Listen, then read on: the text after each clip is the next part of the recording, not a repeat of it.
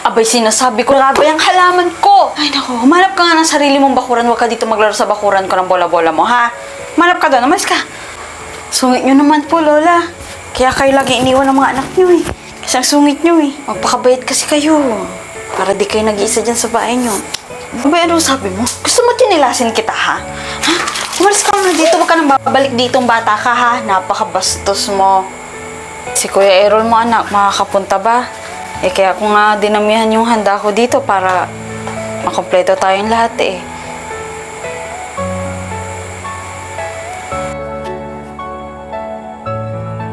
Ikaw, anak, sigurado ka bang hindi ka pupunta? O, sige. Mag-ingat na lang kayo dyan, ha? Nagpulbo talaga ako dito para sa inyo, Lola. Napansin ko kasi wala kayong bisita, eh. Ano, pansit, spaghetti. Ikaw na naman, Graham. Sa susunod, kumatok ka muna, ha?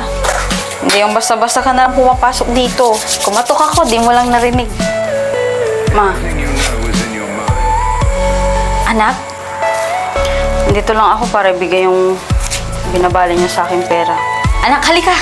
Marami akong niluto, marami akong inihanda para makakain tayo ng masarap. Halika, hindi na ako.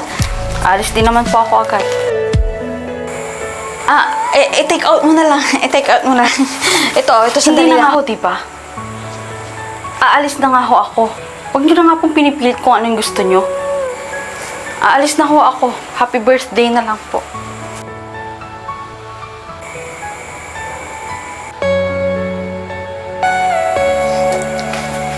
Dali na, Lola. Ako bahala. Ate, sandali. Ano? Kapitbahay ka lang namin, di ba? Marami akong alam na kwento tungkol kay Lola Edging. Gusto mo bang pakinggan?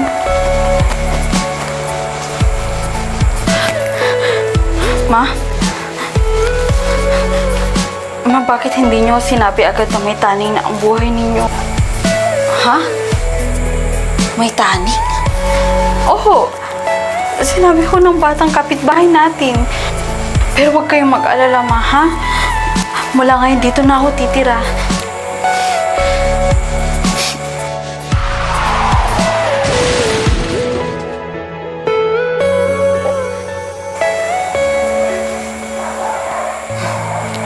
Abay, Mare, matanong ko lang.